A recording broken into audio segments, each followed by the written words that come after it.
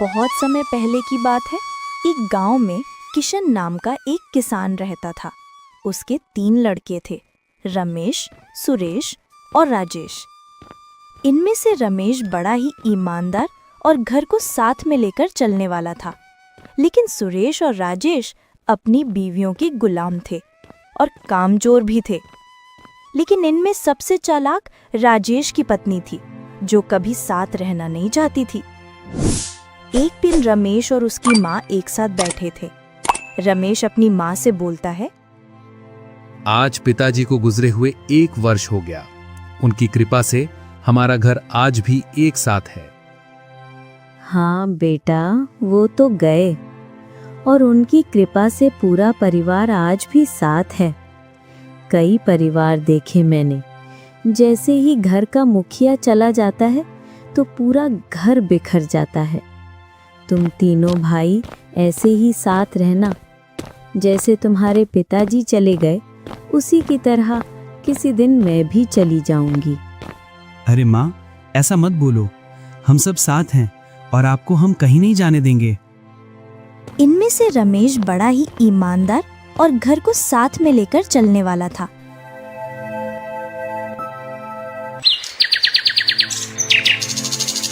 एक दिन राजेश की पत्नी राजेश से बोलती है, पूरा काम हम करें, फसल हम निकालें, फसल में पानी हम दें और रुपए बड़े भैया रखें और उस तिजोरी की चाबी बड़ी भाभी रखें। ऐसा लगता है मानो हम इस घर में नौकर हैं। ऐसा नहीं है, तुम गलत सोच रही हो। बड़े भैया बाजार से कुछ सामान लाते हैं तो वो सबके लिए समान सामान लाते हैं। वो कभी भी किसी के साथ भेदभाव नहीं करते हैं। तुम्हें लगता है कभी उन्होंने तुम्हें फसल का हिसाब दिया? हाँ, ये बात तो तुम सही कह रही हो। उन्होंने आज तक हमें हिसाब नहीं बताया। क्या मालूम वो हमें बेवकूफ बनाकर कम धन दे दे जब बंटवारा हो, और उनके बच्चे महलों में रहे और हमारे बच्चे सड़क पर। हाँ, तुम सही बोलती हो। कल ही मैं पूरी फसल का हिसाब करवाऊंगा। दोनों सो जाते हैं।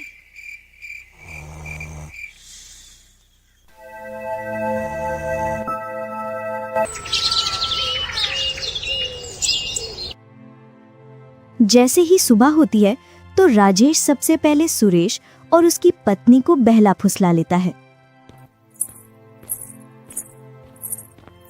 घर का आंगन, तीनों भाई, तीनों भाइयों की पत्नियां और माँ। आज सभी लोग एक साथ? कहिए, क्या बात है? बोलो, क्यों चुपचाप खड़े हो? भैया, वो फसल का हिसाब कर लेते हैं। कैसा हिसाब? खुलकर बोलो। फसल कितने की निकली और कितना खर्च हो गया और तुम्हारे पास कितना धन बचा है। तुम्हें अपने बड़े भाई पर विश्वास नहीं जो तुम उससे हिसाब मांग रहे हो? अरे, ऐसा क्यों बोल रही हो? उनका अधिकार है हिसाब मांगने का। तुम दोनों को हिसाब के बारे में जानना भी चाहिए। कल तुम्हारे भी काम में आएगा। अरे सविता, मेरी डायरी निकाल लाना मेरे कमरे से, जिसमें हिसाब लिखा है। रमेश अपने दोनों भाइयों को पूरा हिसाब बता देता है। रात का समय, राजेश, सुरेश और उनकी पत्नियां एक साथ बैठकर बातें कर रहे थे। तभी राजेश की पत्नी बोलती है, अब हमने हिसाब तो ले लिया, लेकिन सारा धन तो उन्हीं के पास रखा है। अगर हमारा धन हमारे पास रहेगा तो हम अपने मन के मुताबिक सामान खरीद सकते हैं। हाँ, तुम्हारा कहना भी सही है। अभी हमारे पास कुछ भी नहीं है। अभी भी हम बड़े भैया भाभी पर निर्भर हैं। अगर हमारे पास धन होगा तो हम किसी पर निर्भर नहीं रहेंगे। ये संभव नहीं है और तुम लोग ये पालतू की बकवास छोड़ो और अपना काम करो। तुम्हारा क्या? कल जब सारा धन बड़े भैया रखकर बैठ जाएंगे तो तुम अपने हाथ पर हाथ रखकर बैठ जाना। ना तो तुम्हें हमारी फिक्र है और ना ही बच्चों की। कैसी बातें कर रही हो? बड़े भैया को खेती के बारे में जितनी जानकारी है उतनी हम दोनों को नहीं है। ये बोलो ना, तुम्हें काम नहीं करना और अपने बड़े भैया के खिलाफ भी नहीं जाना। ऐसा नहीं है, मानो मेरी बात को। उस रात चारों की सलाह बनती है। हम बड़े भैया से अलग होकर अपना अपना काम करेंगे और अपने लिए धन इकट्ठा करेंगे।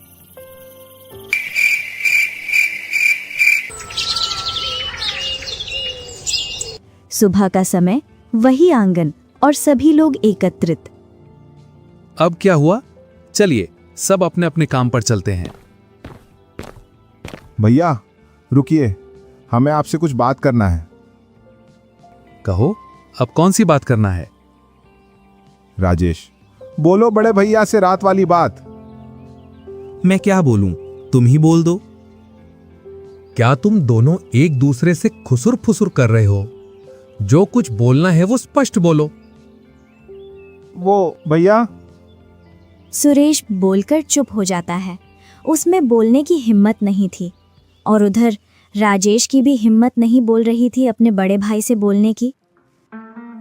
क्या तुम दोनों सिर झुकाकर खड़े हो? इतना सा नहीं बोल सकते हो? क्या बोलना चाहते हैं ये दोनों? तुम ही बता दो। बड़े भैया, अब हम अलग अलग रहना चाहते हैं, अब हम साथ नहीं रहना चाहते। क्यों? तुम लोगों को कोई दिक्कत या परेशानी है साथ रहने में? नहीं भैया। फिर क्यों अलग रहना चाहते हो? क्या नहीं? तुम घर में रहो तो तुम्हें मालूम चले कि हम कैसे घर में रह रहे हैं। हम अपने मनपसंद का कुछ भी नहीं ले सकते, और आप बोल रहे हो नहीं? ऐसा क्या हुआ? क्या तुम्हें मनपसंद की वस्तुएं नहीं मिल रही? सभी को मैंने समान वस्तुएं दिलाई हैं। कभी मैंने किसी के साथ भेदभाव नहीं किया। नहीं, अब हम अपनी मनपसंद की वस्तुएं खरीदेंगे और अपना धन अपने पास रखेंगे। अब हम किसी के बंधन में नहीं रहने वाले। ठीक है, तुम्हें साथ रहना अगर बंधन लगता है तो मैं आज ही इस बंधन से तुम लोगों को मुक्त कर देता हूं। हम आज ही बराबर बंटवारा कर देते हैं। तुम दोनों अपनी बहुओं की बातों में आकर ये गलत फैसला ले रहे हो। तुम दोनों तो कुछ बोलो, या ये ही बोलेंगी? दोनों भाई गर्दन झुकाए बूढ़ी माँ की बातें सुनते रहते हैं और कुछ भी जवाब नहीं देते। आ जाओ, कर लेते हैं बंटवारा।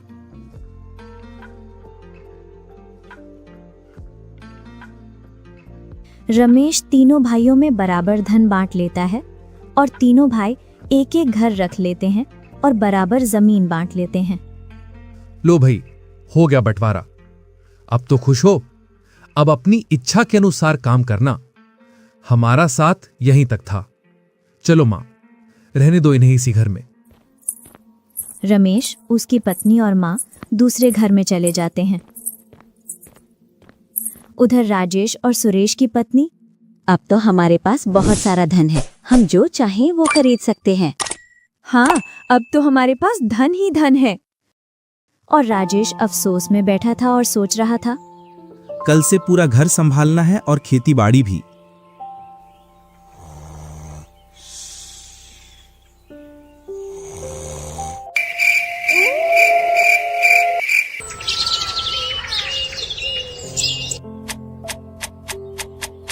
कुछ दिन बाद राजेश और सुरेश सब भूल जाते हैं और जो धन मिला था उस पर खूब मौज करते हैं। कभी राजेश की पत्नी नए नए हार लाती, तो कभी सुरेश की पत्नी नई नई साड़ियाँ। ऐसे ऐसे 6 महीने गुजर जाते हैं और चारों ने खेतों की तरफ मुड़कर भी नहीं देखा। इधर रमेश अपने खेतों पर पूरी निगरानी रखता है और उसकी फसल खूब लहरा रही थी। उधर राजेश और सुरेश के खेत खाली पड़े थे। रमेश अपनी माँ से बोलता है, दोनों को अपने भविष्य की कोई फिक्र नहीं है। जो धन मिला था उसको उड़ा रहे हैं। अभी तक खेतों की तरफ मुड़कर भी नहीं देखा। और कुछ दिनों बाद इन्होंने गांव वालों से कर्जा लेना शुरू कर दिया। नमस्कार मुखिया जी। बताओ कैसा आना हुआ? कुछ नहीं मुखिया जी, थोड़ा सा धन उधार चाहिए था, 3 महीने में लौटा देंगे। देखो भैये, बिना कागज के मैं किसी को धन नहीं देता। आपको अपनी जमीन के कागज देने पड़ेंगे, तभी मैं आपको उधारी पर धन दे पाऊंगा। मुखिया को वे अपनी जमीन के कागज देकर धन ले आते हैं और फिर से वही हाल। कर्जे की कोई फिक्र नहीं, मस्त खाना, बढ़िया से बढ़िया रहना और खूब घूमना, और चारों के बड़े शौक। इसी शौक में वे अपनी सारी जमीन और घर गिरवी रख चुके थे और जहां भी संभव हो वहां से कर्जा ले चुके थे। मैं क्या बोल रहा था, हमने खूब शौक पूरे कर लिए अपने, और हमने लगभग पूरे गांव से कर्जा ले लिया। अब भी समय है, अब हम कुछ काम कर लें जिससे कुछ फसल निकल आएगी। और अपने खर्चे के लिए कुछ फसल बेचकर धन मिल जाएगा। अरे भाई, काम तो नौकर लोग करते हैं, हम तो जमींदार हैं, हम तो राज करेंगे, राज। इतने में ही मुखिया आ जाता है। और भैये राजेश, अब तो हमारी उधारी का धन लौटा दो। अभी तो नहीं है मुखिया जी, अगली फसल पर लौटा देंगे। ना भैये, मुझे तो मेरा धन आज ही चाहिए, वो भी ब्याज समेत। बहुत हो गया तुम लोगों का अगली फसल अगली फसल। 3 महीने की बात थी, आज पूरा 1 वर्ष हो गया। अगर आज शाम तक मेरा धन मुझे नहीं मिला तो कल ये घर खाली कर देना। और हाँ, कल से तुम्हारी जमीन भी मैं ही जोतूंगा। तुम्हारे पास केवल आज शाम तक समय है भैये। इतना कहकर मुखिया वहां से चला जाता है। रमेश को इस बात का पता चल जाता है। कहाँ जा रहा है इतनी भारी दोपहर में इतना सारा धन लेकर? मैं मुखिया के घर जा रहा हूं, अपने घर और जमीन के कागज लेने के लिए। क्यों, उन नलायकों के लिए लूट रहा है? नहीं मां, मैं इतना मूर्ख नहीं हूं कि उनके लिए धन लुटाऊं, लेकिन उनको सबक सिखाना भी जरूरी है, जिससे वे अपने काम के प्रति वफादार बने। दोपहर का समय, गांव की पंचायत, जिसमें मुखिया, गांव का जमींदार और रमेश, राजेश और सुरेश तीनों भाई और कुछ गांव वाले। देखो पंचगणों, मुखिया से जितना भी कर्जा मेरे भाइयों ने लिया था, वो मैं पाई पाई चुकाने के लिए तैयार हूं, पर मेरी एक शर्त है। कैसी शर्त भैये? ये जमीन और घर मेरे रहेंगे, ना कि मेरे भाइयों के। तुम्हारी शर्त सही है। ये लोग मक्कारी में धन लौटाएं और जिससे कर्जा लिया उसको लौटाया नहीं, तो जमीन तो इनके हाथों से जाएगी।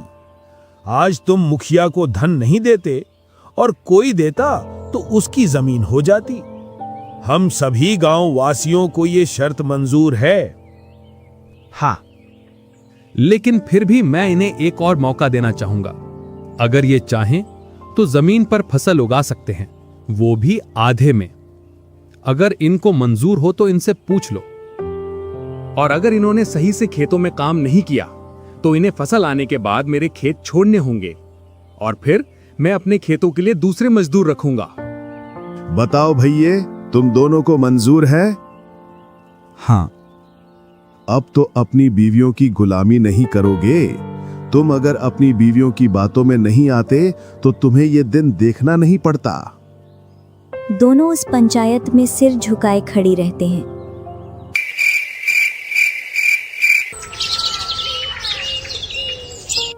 दूसरे दिन रमेश ने घरों में ताले लगवा दिए। भैया, हम कहाँ रहेंगे? राजभूख बहुत कर लिया तुम लोगों ने। तुम्हारे लिए खेतों पर आलीशान झोपड़ियां बनवाई हैं, उन्हीं में अपना राज्य का विस्तार करना। और हां, आज अगर तुम दोनों शाम तक एक खेत की खुदाई कर दी तो तुम्हें 1 महीने का राशन मिल जाएगा।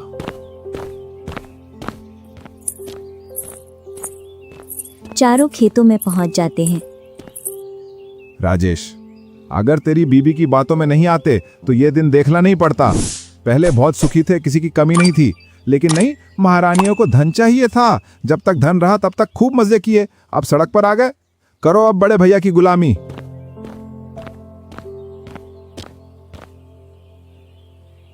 नहीं चाहिए मुझे, ऐसे दोपहर में मुझसे काम नहीं होता। महारानी, अब राज सिंहासन छिन चुका है, अब हम गुलाम हैं और शाम तक ये खेत तैयार करके देना है, नहीं तो खाने के लिए अनाज नहीं मिलेगा।